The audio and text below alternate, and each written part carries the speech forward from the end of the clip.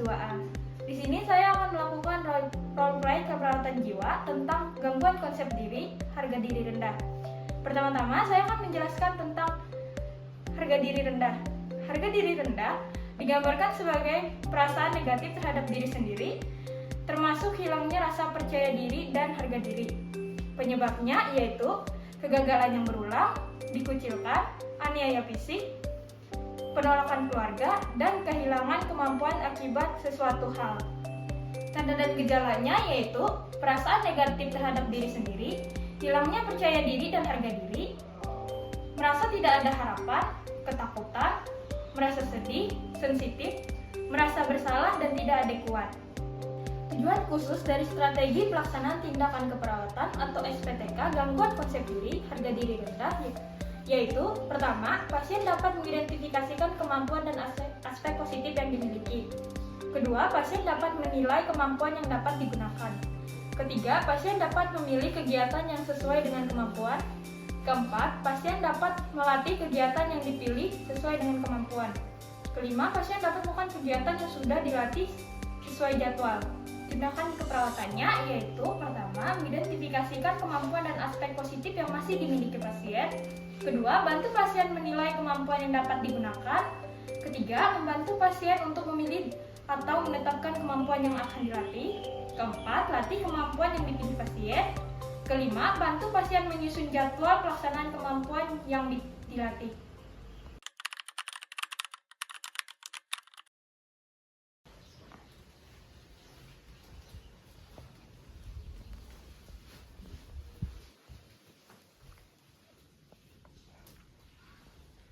Selamat pagi Mbak, perkenalkan saya perawat Dwi yang bertugas pada pagi hari ini dari pukul 7 sampai pukul 2 siang nanti. Saya yang akan merawat Mbak pada pagi hari ini. Kalau boleh tahu nama Mbaknya siapa ya? Gak apa-apa kok Mbak, di sini kita cuma ngobrol-ngobrol santai aja. Jadi Mbak, boleh kasih tahu namanya siapa?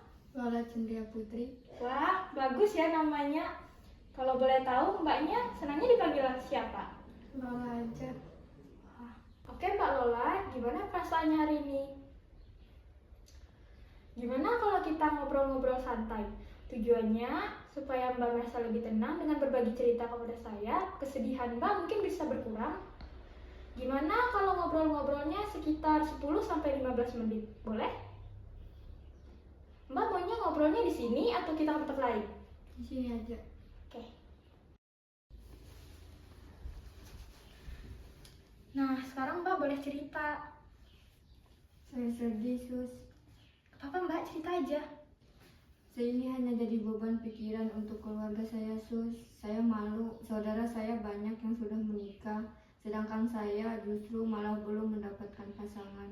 Padahal saya anak tertua di keluarga. Mungkin saya memang terlalu jelek, Sus. Saya mengerti Mbak, sangat sulit menerima kenyataan. Tapi bukan maksud saya untuk menggurui. Namun seperti yang sudah kita ketahui, jodoh seseorang kan memang sudah diatur oleh Tuhan. Adik Mbak menikah lebih dulu mungkin juga sudah menjadi kehendaknya. Sebagai pemilik jodoh, tidak ada satu orang pun yang bisa mencegahnya termasuk saya, Mbak, ataupun orang lain. Nah, sekarang coba Mbak renungkan kembali. Di rumah, Mbak masih punya keluarga, teman, ataupun sahabat. Masih banyak hal-hal lain yang bisa Mbak lakukan, misalnya punya pekerjaan, hobi. Maka Mbak adalah seseorang yang bermakna, istimewa, dan banyak diharapkan oleh orang di sekitar Mbak. Kalau Mbak berputus asa, maka di mana semangat yang bisa dibagikan Mbak terhadap diri sendiri dan orang di sekeliling Mbak? Lalu bagaimana saya sekarang, Sus? Nah, Mbak gak usah cemas. Umur Mbak kan masih muda. Mbak bisa mencoba untuk mencari jodoh, untuk menjadi pendamping hidup. Saya tahu Mbak memiliki sifat yang baik, apalagi wajah Mbak juga cantik kok. Enggak, Sus, saya jelek. Buktinya sampai sekarang saya nggak laku. Cantik itu nggak cuma dilihat dari fisik aja Mbak, tapi kita juga bisa melihat kecantikan itu dari kebaikan di hati kita. Untuk cantik soal fisik, gampang Mbak. Sekarang saya akan mengajari Mbak berdandan. Mbak yang sudah cantik ini pasti bisa tambah cantik lagi. Bagaimana Mbak? Mau nggak? Oke, kalau begitu saya ambilkan beberapa alat make up-nya ya. Mbak tunggu sebentar di sini.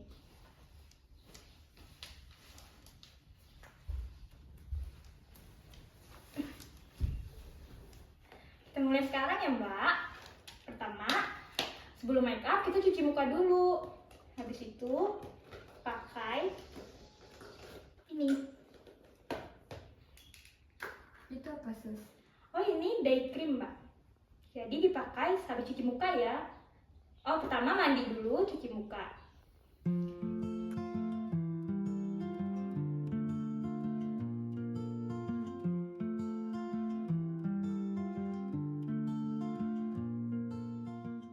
Nah, udah selesai.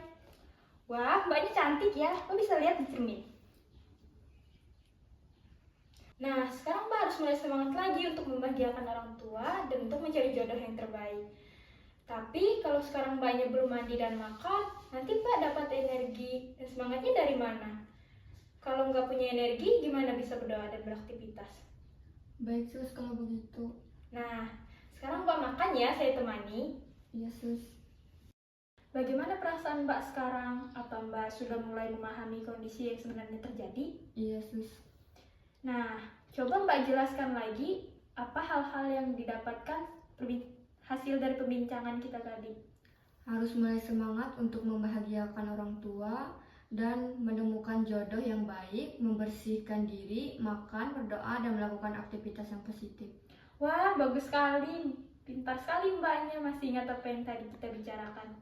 Kalau begitu, apa mbak masih ingat urutan yang sudah saya ajarkan tentang make up?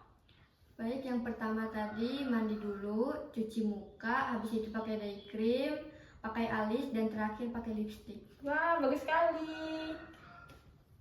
Kira-kira besok mbak mau nggak kita lanjutkan obrolan yang tadi? Mau, Sus?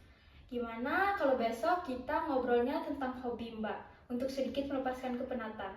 Iya, boleh, Sus. Mbak maunya besok kita di sini atau di taman? Di taman aja, Sus. Oke, kalau begitu besok kita ketemu lagi ya di taman di jam yang sama.